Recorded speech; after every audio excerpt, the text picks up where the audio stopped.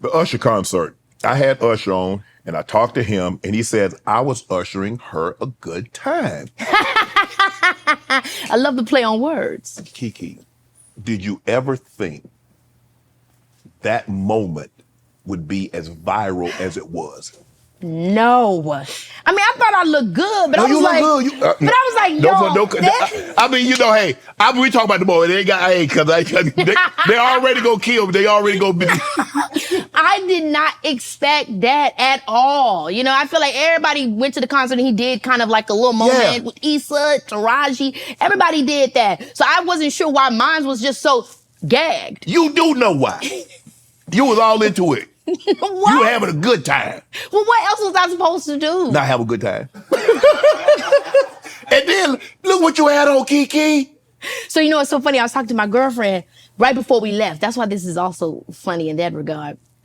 I was like, girl, do you think it's good in the back? Is it too much?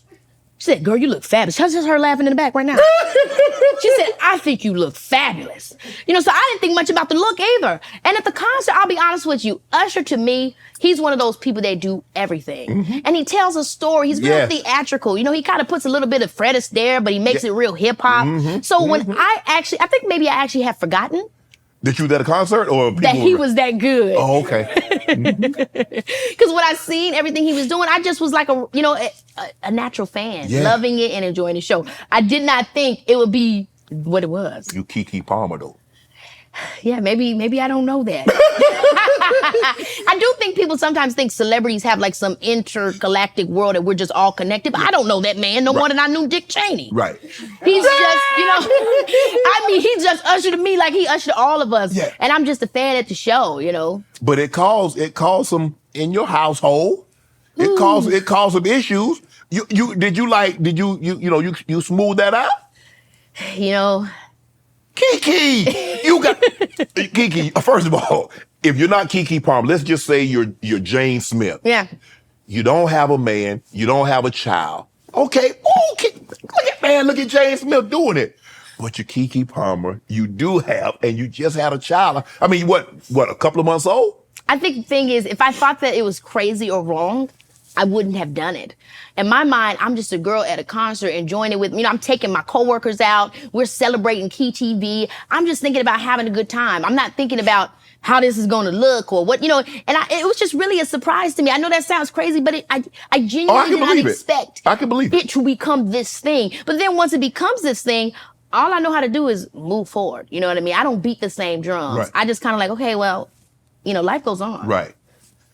DDG was at a concert with his girlfriend Halle Bailey, and Usher tried to cut me like, the way that it's become a continuous gag, it's really cackling. it really is. I've even gone to comedy shows. It's become a little sketch.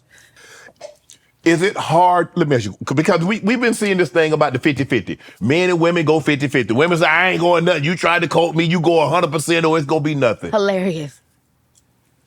More times than not, KeKe. I mean, I look, you've been pretty private with your dating life, but a lot of times, I mean, now you've gone public with the guy that you had the child from. You make more money than him. How hard is it to date, that you find it to date someone like yourself and a man that doesn't make as much, or if not more than you? Is that hard? Yeah, I mean, I think I became a millionaire at 12. To expect everybody to have become a millionaire at 12 and learn money management and have a business manager at 12, to me just seems not realistic. Right. I started working 10, 15 years before most of my generation had their first job. Right. And this is like most, obviously some people, different. Mm-hmm. But no, I don't hold people to those standards. You know what I mean? Like I feel like if I wanted somebody that made as much as me, this would be a date and not an interview. Because okay. So I feel like when it comes to guys our age, every now and then you might find somebody that's out there making it. But most of the time, they're going to be, my mom and dad, they went 50-50 all my life. Right. So when I hear some of the stuff that people are saying, you know what I'm saying, about relationships and dating, I'm just kind of like, I don't know how that's going to work, but maybe I'm tripping. But how about this? Maybe the guy that makes as much as you, more than you, you're not interested in. Or is not interested in me. True. You know, it goes both ways. Yes. When you're basing things, I think, off of just totally financial or totally off of good looks or totally off of whatever. Right. your list becomes smaller and smaller and Correct. smaller and Yes, smaller. yes. And I also think, hey, you should have boundaries and limits. You can't, I'm too open. You know what I'm saying? You might find yourself with John Joe that live on the corner. Right. You know, so there has to be some leeway just as much as there has to be some twiddling it down. Right. But I don't necessarily agree with, again, for everybody's lifestyle. Right. I don't need you to pay for everything for me. I actually prefer you to not to. I'll let you know when I would like for you to spend something. We go half on something. We can go half on something possibly, but I feel really like there's so much more that I would be looking forward to bring to the table than just what's in your pockets. I would look for you to provide things that I can't provide for myself. I think the thing is, for a man, looks are great, education is great, body, sex, whatever the female brings to the table, woman brings to the table. Yeah. What about peace? Can you bring a man peace? Because at the end of the day, if you don't bring him, no matter, at some point in time, it'll get so chaotic. I'm going to be real with you. That's what I want you to do. It depends on the day of the week. I don't know if I bring somebody peace all the time. God, but I can, because who can? Come the hell on. Nobody is bringing nobody. I'm being real. I'm somebody you could trust. Okay. Because sometimes I might be too much. Yeah. You know what I'm saying? But at least I have some business to head to. Yeah. When I get on your nerves. Right. So I think, I'm realistic with what I expect. From people, from men and women. People gonna get on your nerves. And I use my parents as an example. Right. You don't get to 30 plus years without getting on somebody's nerves, without disappointing somebody, without hurting somebody's feeling, without growing through something, forgiving, loving, having compassion, understanding, and arriving at the place where you could say, I really love you. Right. KeKe, when you have a disagreement, I remember the therapist told me this was like 30 years ago. She said, Shannon, are you arguing to be right or are you arguing for right? I'm arguing with us against the problem. But I have argued to be right. Come on, you know. Yeah. You can be right and lose a relationship, though. Yes, you can. You can. That's how you've learned. Yes. That's how you've learned. I've definitely argued to be right, but then I learned that, okay, wait a minute. And I talk about this in my book, too, where it's a conversation, though. It's a conversation that you have with yourself, right? Where you're like, oh, wait a minute. In order to be a we, I have to really act like a we. Mm-hmm. But sometimes you found yourself in relationships where you're still acting like a me. Mm-hmm. And then you have to ask yourself, do I even want to be a we? That's a real question these days. Absolutely. Do I really, and I won't even say these days, all the time. But I think that obviously we're in a different place financially where some, back in the day, women couldn't even stand on their own. But now that people, can more often than not equally stand on their own, you're asking the question of, do I want to consider someone else? And I 100% do believe there is autonomy in deciding to commit yourself. Mm-hmm. I was having this conversation with my homegirl.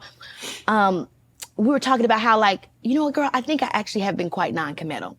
And let me put it like this. A lot of people see non-committal and they think about guys. They want to have a bunch of options and da-da-da-da. Okay, well, no, I'm not non-committal in the sense where I wanted to have a bunch of options, but I knew that I did. And I had no patience for anyone that didn't fit in this little tiny box that I created for them. Right. And that's when I realized for myself, oh my gosh, that is also a version of being non-committal because you're just not trying to commit to the realization that, girl, somebody's gonna get on your nerves. Exactly. If you just keep trading everybody out or you keep just moving on or you cutting yourself off, then you're never gonna get to what ultimately commitment is, which is really loving and caring for somebody for being who they are and all that comes with that. And, again, I think it's a choice. It's okay to not want that. But I don't think that in order to have that, you have to lose yourself. Right. Because it's you that has decided to give yourself to that. Right. But it's a lot that goes into it. As a former NFL player, I know a thing or two about high performance, and that's why I drive the BMW 7 Series. This car has everything I need. It's big enough, comfortable enough, and luxurious enough to meet even my high expectations. When I'm behind the wheel of the BMW, I'm not just driving a car, I'm driving legacy. What I love most is the precision engineering, cutting-edge technology, and unmatched style. Whether it's spacious interior, the powerful engine, or the smooth ride, BMW makes sure every detail is on point.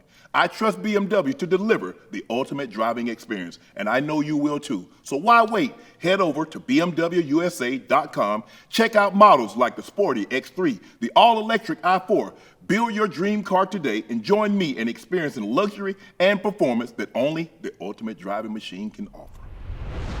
Want to join Club Shay Shay? Become an official member by hitting that subscribe button, where you never know who's going to be joining us for drinks and conversation. Don't be late to the party, because you know we like to do something before two something.